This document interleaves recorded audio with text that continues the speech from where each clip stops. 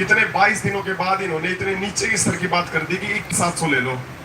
उसके बाद हम सोच रहे थे कि हम साथियों को मतलब है ना, टाइम तो मिलता नहीं, जैसे ही वो मीटिंग का गेट है उससे 10 का कारण हमारा सरकार ये सोचने लग रही है कि समय के साथ इनको काटते चले, समय के साथ काटते चले। वो मुद्दों पे बात बिल्कुल भी नहीं कर रही। वो कभी पुलिस की बात ले आती है, कभी ले आती है कि भाई 1.5 लाख कर्मचारियों का होगा, हम कर नहीं सकते। अधिकारियों ने पूरा जोर लगा रखा है, पूरा जोर लगा रखा है किस तरह से इनको समय के साथ साथ इनकी कमजोरियां ढूंढते रहे।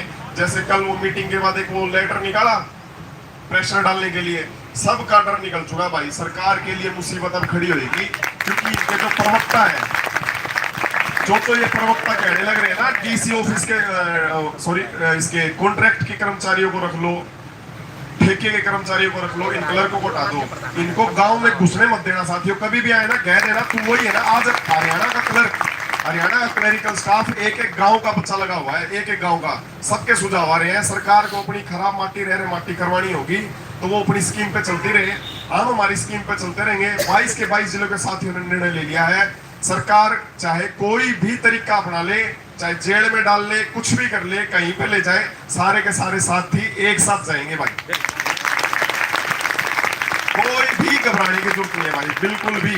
आज मेरे घर पे आए हुए थे लगभग 1.5-2 घंटा सीआईडी के साथी, हाइट से लेके सारी चीजें पूछ के, मैं पूछ लो मेरी सिस्टर के परिवार वहां तक कि मेरे लिए उन्हें पहली बार का वो सामना था कि वो क्या करते हैं, वो आपके सोशल मीडिया अकाउंट क्या है, ये लिख लो, जो भी लिखना लिख लो, कोई दिक्कत नहीं है साथियों। ये चारों तरफ वैसे ही घूमेंगे, किसी को डरने की जरूरत नहीं है, बिल्कुल भी डरने की जरूरत नहीं है। अपन आदमी है, ये बहम निकाल दो, सरकार हमें खाना दे रही है, सरकार को बहम हो रहा है कि हम इनका रोजी रोटी दे रहे हैं। वो बहुत बड़ा बहम है। जब अहंकार के अंदर ये बहम होता है ना, तो उसकी मतलब ये मान लो विनाश काले विपरीत बुद्धि हो जाती है।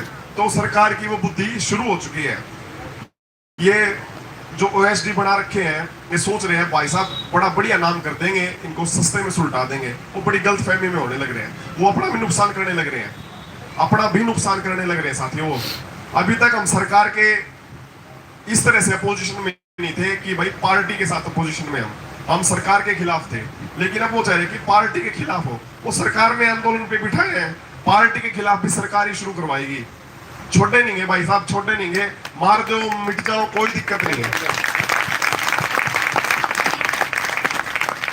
आगे आगे अब सरकार का मतलब है ना, सरकार हमारी चूड़ी चढ़ा रही है ना, हमने सरकार की चूड़ी चढ़ानी है। बड़ी बात नहीं कह रहा मैं आपसे, जिसका 40 साल से तुम शोषण कर रहे हो और उसके बाद कह रहे हो उसको देना पड़ जाएगा। एक मजे की बात ये है, तो वो ये मना नहीं कर रहे कि भाई तुम्हारा बढ़ता नहीं है, ये मजे की बात है। रोना किसी और चीज का रोने लग रहे हैं कि 1.5 लाख कर्मचारी। मैंने कहा प्रेस कॉन्फ्रेंस में जिसका हक बढ़ता है, तो जिस टाइम आपने दिया उस टाइम ये बातें हुई थी जवाहर यादव के साथ, ओएसडी के साथ, कि भाई आपने ऐसे ऐसे पदों को दिया है। उस टाइम क्या हुआ था, बोला मेरे से गलती होगी, हमारे से गलती होगी, मैं एक गलती और कर दो, एक गलती और कर दो।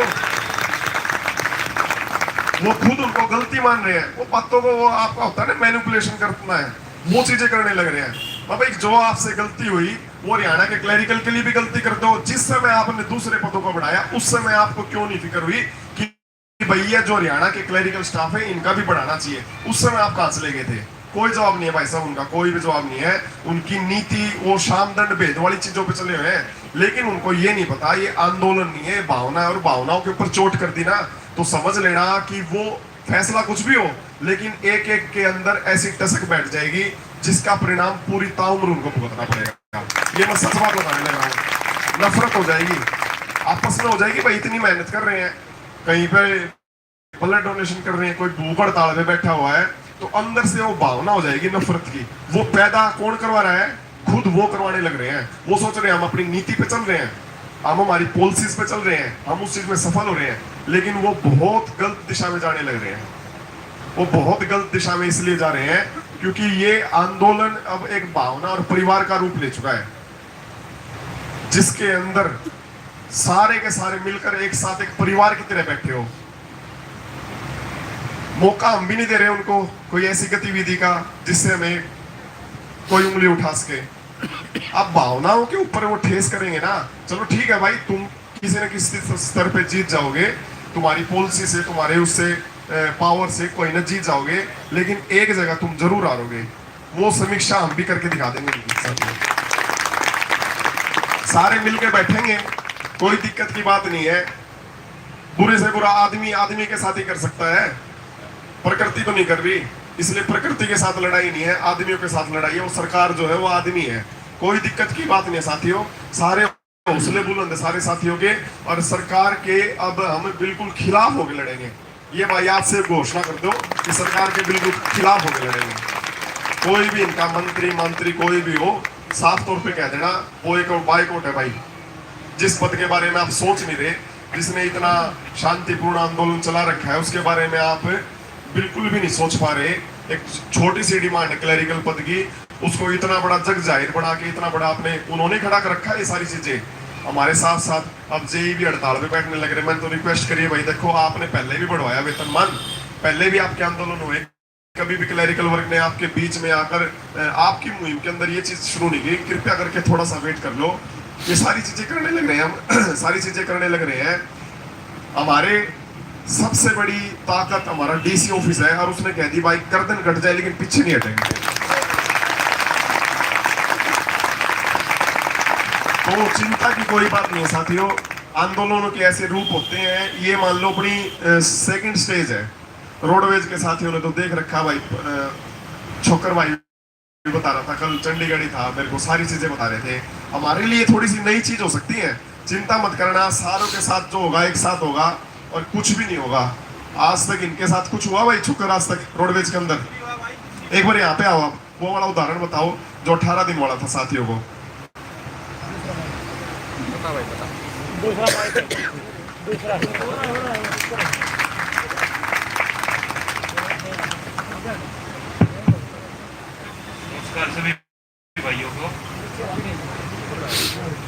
नमस्कार सभी भाइयों को। मैं विकास, रोडवेज भिवाड़ी से।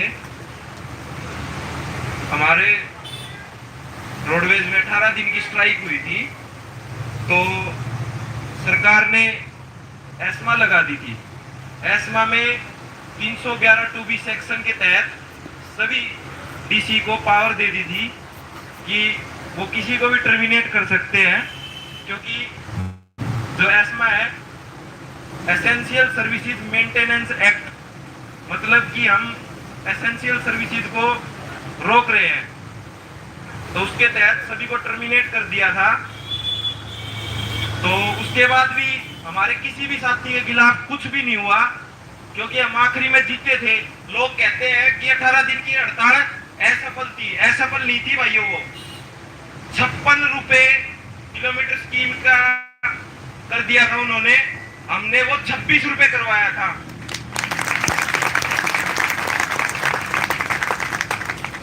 आज भी किसी भी साथी के खिलाफ कुछ भी नहीं हुआ और ना होगा, ये विश्वास दिलाते भाइयों। साथ रहेंगे और साथ लड़ेंगे। ये तो एक विभाग था, आज आप देखो कितने सारे विभाग अपने साथ, और यही बात हमारा हौसला बढ़ाती है कि भाई एक रोडवेज अगर 18 दिन की हड़ताल में उनका कुछ बाल बाका नहीं हुआ, तो हमारे साथ तो इतने सारे विभाग है, किसका क्या बिगड़ जाएगा। और बिगाड़ेंगे तो सरकार देख लेंगे भाई, सारे एक साथ रहेंगे, आखिरी तक एक साथ रहेंगे। ये बात का वादा है भाई, किसी के साथ कुछ भी होगा ना उसके साथ लास्ट तक रहेंगे। चाहे हमारा ये भाई शहीद हुआ है, इसकी जिम्मेवारी भी हमने ले रखी है, वो देख लेना पूरी ताउम्र की नौकरी के अंदर हम इसका साथ, इसके परिवार का साथ लास्ट तक देंगे। किसी को भी घबराने की जरूरत नहीं है। दुनिया के देशों में युद्ध होते हैं, इतनी आपदाएं होती हैं, ये तो सिर्फ एक छोटे से सरकारी सिस्टम के खिलाफ लड़ रहे हैं, और वो लड़ाई आप ये मानो अपने हक के लिए लड़ रहे हैं। ये नहीं लड़ रहे कि भाई आप ये कर दो वो कर दो, जो 40 साल से दबा रखा है उसके लिए लड़ रहे हैं। इसलिए आप सबको अपने हौसले बुलंद रखने हैं, आपके बुलंद। ये विचार आपके दिमाग में रहना चाहिए कि हम किसी गलत वजह से नहीं लड़ रहे। जब ये दिमाग में रहेगा तो आपका आत्मविश्वास सबसे ज्यादा मजबूत रहेगा। ठीक है साथियों, कोई दिक्कत नहीं है, हंसते खेलते ये सारा टाइम निकाल देंगे। ये परिस्थितियां हैं, स्टेप आते हैं आंदोलन के अंदर, और ऐसा आंदोलन जीवन में कभी नहीं देख पाओगे आप। जो आंदोलन अपना साथियों का चला हुआ है। कर्मचारी एकता जिंदाबाद, लिपिक एकता जिंदाबाद, लिपिक एकता जिंदाबाद, हरियाणा सरकार जिंदाबाद, हरियाणा सरकार जिंदाबाद, हरियाणा सरकार जिंदाबाद, हरियाणा सरकार जिंदाबाद। धन्यवाद साथियों।